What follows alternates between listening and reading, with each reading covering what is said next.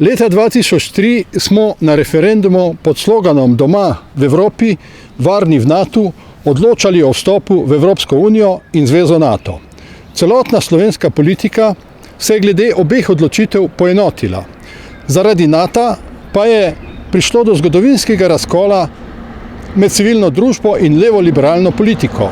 Civilna družba je nasprotovala vstopu v zvezo NATO predvsem z argumentom, da je NATO pod odločilnim vplivom vodilnih članic, zlasti pa Združenih držav Amerike, ki so postale poglavitna grožnja mednarodnemu redu in miru.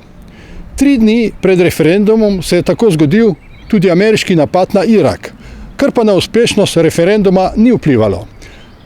Danes je 10. april 2021.